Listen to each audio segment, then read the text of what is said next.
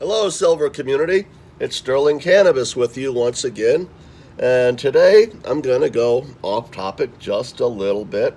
I've had a couple of questions from people online and actually, in real life about my screen name, Sterling Cannabis. How did I come up with that?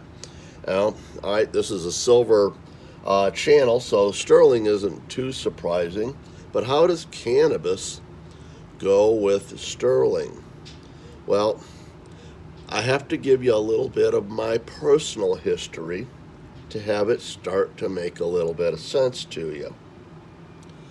I'm an old retired geezer out of the pharmaceutical industry. I spent about 25 years working as a toxicologist in big pharma. In all of those years, having never worked on a drug that cured anything, I became very disenchanted with it and left probably 10 years before I should have financially, but here I am. I couldn't do it anymore. But also, just a couple of years before I left, the state of Michigan got medical marijuana. At the time, my mother was still alive, and she was 3 times a day eating a handful of pills to deal with all of her symptoms that her doctor said, this is what you need.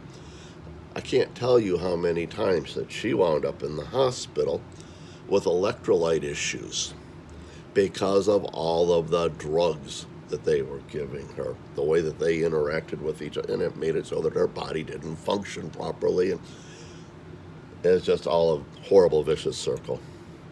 Well, at any rate, when we got medical marijuana, I said, Mom, how about we try to get you off of some of them drugs? And she told me, she said, I don't smoke, I never will. I said, how about if I make it so that you don't have to smoke it? I said, besides, most of the things that we want to deal with for you, it won't work if you smoke it. And this is the thing. A lot of medical treatments from marijuana do not work if you're smoking it. If you want to kill some pain and you've got some emotional issues, and we all do, the smoking part of it works well there. But for physical, medical stuff, in almost all cases, you need to consume it orally or by suppository or topically, something of that nature, but not by vaporizing it and taking it in through your lungs. But at any rate, I started making peanut brittle for her with canna butter. Now, if you don't know what canna butter is, you can go into YouTube and type in canna butter, and you'll get more videos than you can fit into a week.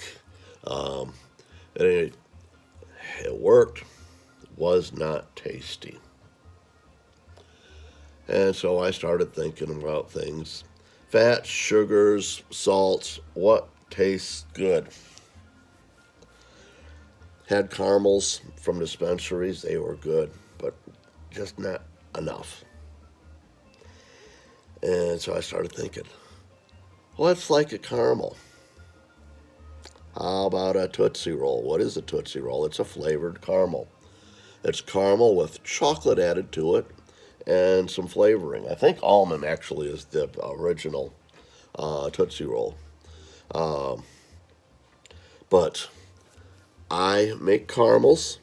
I buy high quality chocolates. I put flavorings in them, and I add my cannabis to it. Now, and these things taste fabulous. You do not taste any medicine in it, and they work. They work very, very well. Well, how do I get the right kind of cannabis? There's another question. This is the first product that I make. This is the gold. This is what is known as THCA. THCA is what grows on the plant as it is growing. If you take a bud from a marijuana plant and pop it in your mouth and eat it, you won't get high because the THC is in an acid form, or THCA, and it's not psychoactive. All of the medical benefits are still there. Well, how do I make this stuff and make it so that it's good and so it's safe? I don't use any chemicals. A lot of people use butane to do the extractions from their cannabis. Butane is a hydrocarbon solvent that is carcinogenic. All organic solvents are carcinogenic. And this is what the majority of, they call it shatter, BHO. That's what the majority of what is out there that they sell in the dispensaries, and they call it safe, and they do what they can to remove the butane. And they've got their tests that say it's gone, but I don't believe it really is. That's a topic for other videos.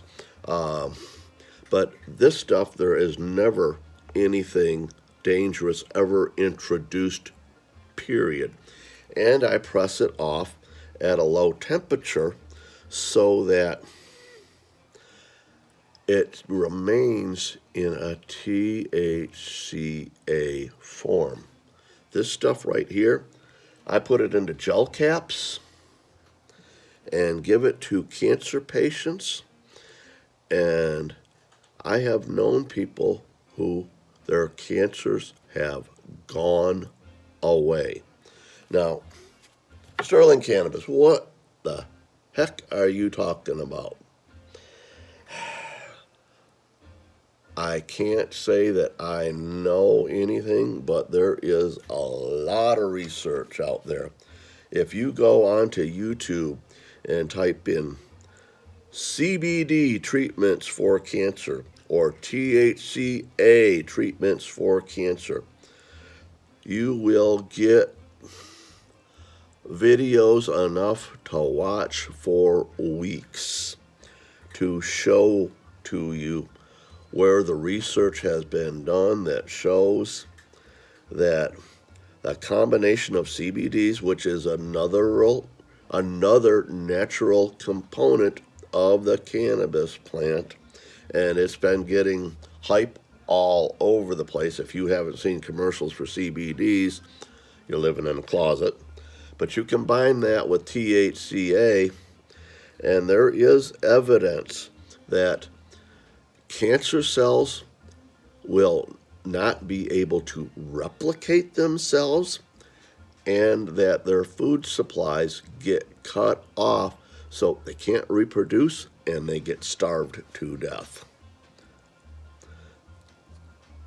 It kills tumors. There is, if you do I went onto my internet. I use Foxfire as my browser, and I just put into the search thing CBD and THCA treatments for cancer. I got up 201 million responses.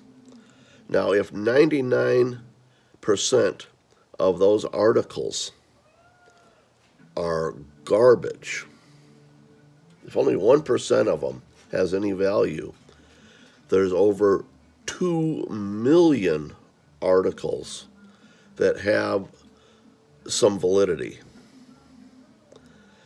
The stuff does a lot of good. One of the things that I seem to understand is that what the CBDs do is they help reset your own body's endocrine, the hormones that regulate your body. It helps reset the output of all of these endocrines so that your body functions more as it is naturally intended. All of this stuff that they're selling you that comes out of high pressure labs from pharmaceutical companies is not intended for human consumption. We weren't made to process unnatural items.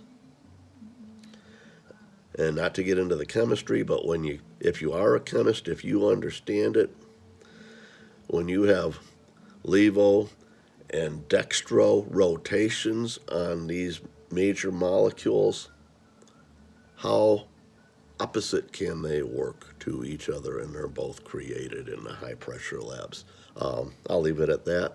But at any rate, silver is a protectant. You can, with silver and electrolysis, make colloidal silver. It's a natural antibiotic. Go to your health food store. Tell them that you want some colloidal silver. Keep it in your medicine cabinet. The next time you get a cold or the flu, start treating yourself with the colloidal silver. The antibiotics that are coming out of the pharmaceutical industry, what's it done to our food supply? What has it done to the sensitivity of these microbes to the antibiotics? It's just made the microbes stronger. We've been doing this stuff for over 100 years. It isn't safe. Let's go back to what's safe, what God intended us to protect ourselves with. Silver and cannabis.